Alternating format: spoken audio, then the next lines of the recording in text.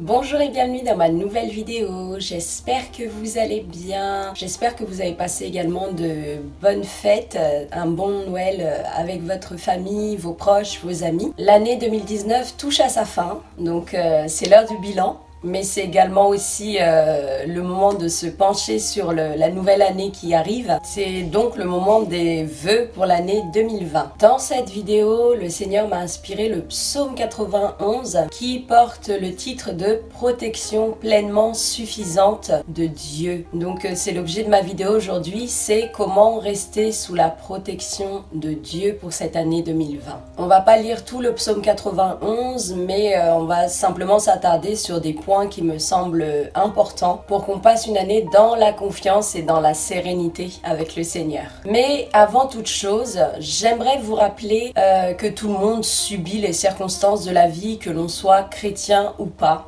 Nos malheurs, nos difficultés ne sont pas des faits de Dieu, il n'en est pas l'auteur. En revanche, Dieu peut tourner nos tragédies en bénédictions, il peut les utiliser pour nous propulser dans le plan parfait qu'il a prévu pour nous. Alors je vais commencer la lecture donc de Psaume 91, je vais lire le verset 1 et 2 qui dit « Celui qui habite sous l'abri du Très-Haut repose à l'ombre du Tout-Puissant. Je dis à l'Éternel, tu es mon refuge et ma forteresse, mon Dieu en qui je me confie. » Dans d'autres versions, il est indiqué celui qui demeure sous l'abri. Et ici on parle d'entrer en fait des conditions pour pouvoir bénéficier de la protection de Dieu. Et il est écrit habiter ou demeurer, ça veut dire que c'est pas de temps en temps, c'est pas qu'on est en visite en fait sous l'abri de Dieu, mais qu'on est vraiment en fait résident de l'abri de Dieu. Et ce passage aussi est question de décision, puisque Dieu ne s'impose jamais, Dieu ne force jamais, il nous laisse décider. Et d'ailleurs, refuge et forteresse sont des mots forts, ce sont des mots sécurisants. Et d'ailleurs, la définition de ces mots-là, c'est se réfugier veut dire aller dans un lieu pour s'y mettre à l'abri, et forteresse veut dire un lieu qui a été fortifié dans le but de résister à une éventuelle attaque ennemie. Et la dernière phrase de ce passage qui dit « Mon Dieu en qui je me confie », il est question ici d'intimité, de proximité avec Dieu. Donc les trois conditions déjà d'entrée pour bénéficier de la protection de Dieu. Un, c'est d'habiter, de demeurer sous l'abri du Très-Haut. Deux, c'est de reconnaître, c'est de décider, c'est de saisir la puissance de Dieu comme étant un refuge, une forteresse. Et trois, c'est se confier en Dieu comme étant un père, un ami, un confident, un protecteur. Ensuite, on va passer au verset 3 qui dit « Oui, c'est lui qui te délivre du piège de l'oiseleur et de la peste dévastatrice. » Un oiseleur, en fait, c'est une personne qui capture des oiseaux. Pour pouvoir le capturer, justement, il va passer du temps à les observer. Il va passer du temps à observer ses habitudes de vie, ses habitudes alimentaires, sa manière de vivre, tout ça. Puis ensuite, il va mettre en place, en fait, un piège et notamment une cage. Et il va placer de la nourriture à l'intérieur de cette cage. Et dès l'instant où l'oiseau va poser un pied en fait au niveau de la cage, il y a la grille qui va se refermer sur lui et il va être coincé à l'intérieur. J'ai trouvé ça marrant en fait, l'attitude de l'oiseau, parce qu'une fois qu'il est enfermé dedans, en fait, il n'est pas du tout en panique de la situation, parce que l'oiseleur a justement pris soin d'y mettre de la nourriture, et particulièrement de la nourriture qu'il aime. Et du coup, l'oiseau il mange, il est content, je pense même pas qu'il réalise qu'en fait à ce moment-là il est enfermé, et il s'aperçoit même pas qu'on vient de lui priver de sa liberté.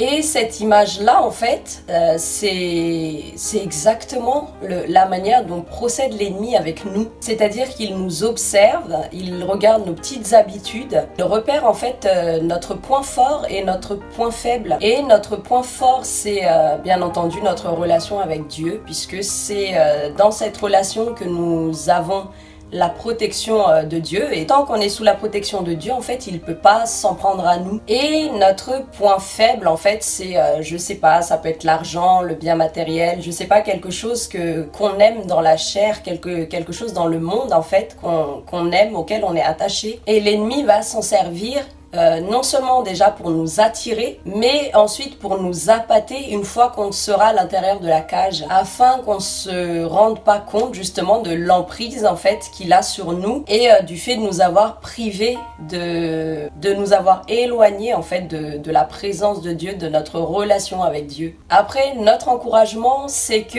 il dit que Dieu délivre du piège de l'oiseau leurre. Donc gloire à Dieu. Et la deuxième partie du verset 3 est de la peste dévastatrice. La peste ici en fait est symbolique de quelque chose qui touche tout un chacun, comme par exemple la crise économique, le chômage, la précarité. Et tout de suite ça m'a fait penser en fait aux gilets jaunes. Et d'ailleurs à ce propos, je sais pas si vous êtes chrétien et gilet jaune, ça m'arrache un peu la bouche en fait de mettre ces deux mots là ensemble, parce que moi personnellement je comprends leurs revendications hein. Et humainement en fait quelque part je suis même contente que des gens revendiquent mes droits. Cependant c'est pas du tout biblique, d'une part parce que en tant que chrétien c'est pas mon combat, en tout cas c'est pas le bon combat de la foi dont parle la Bible.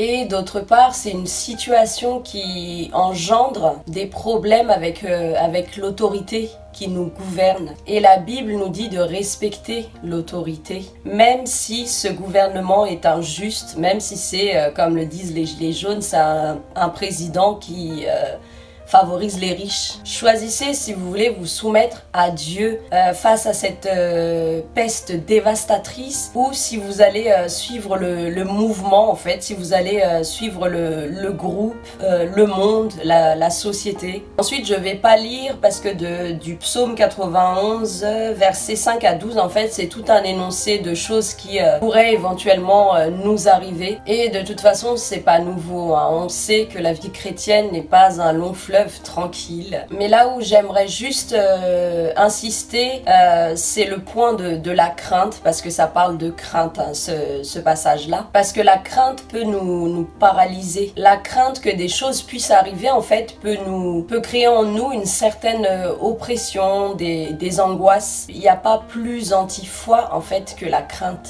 On va aller directement au verset 13. Tu marcheras sur le lion et sur la vipère. Tu piétineras le lionceau et le dragon. Et clairement ici, les questions d'autorité. Comme le dit Marc 16, verset 17, « Voici les miracles qui accompagneront ceux qui auront cru en mon nom, ils chasseront les démons. » Et Luc chapitre 10, verset 19 dit, « Voici, je vous ai donné le pouvoir de marcher sur les serpents et les scorpions, et sur toute la puissance de l'ennemi, et rien ne pourra vous nuire. » Donc pour cette année 2020, rappelez-vous que Dieu nous a donné l'autorité. Et j'aime bien pour expliquer l'autorité toujours de prendre l'exemple d'un policier qui va faire la circulation, puis d'un coup il y a un gros camion qui va arriver à pleine vitesse, et en voyant le policier, non seulement il va ralentir, mais en plus il va même s'arrêter. Et tout ça pourquoi?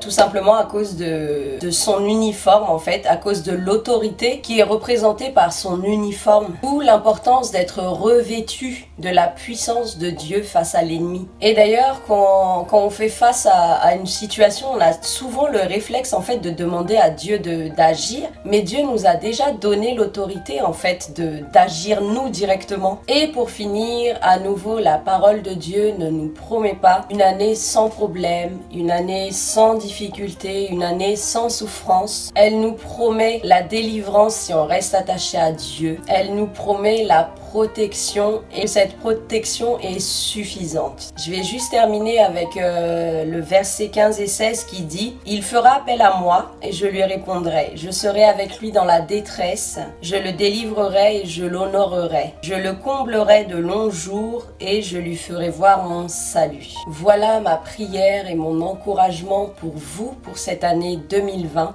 Quoi qu'il arrive, choisissez de demeurer à l'ombre du Tout-Puissant. Ne vous laissez pas attirer et appâter par l'ennemi, par des choses du monde. Ne laissez pas la crainte dominer sur votre foi. Ne laissez pas l'ennemi voler votre paix, votre joie. Menez le bon combat de la foi. Saisissez l'autorité que Dieu a placée en vous.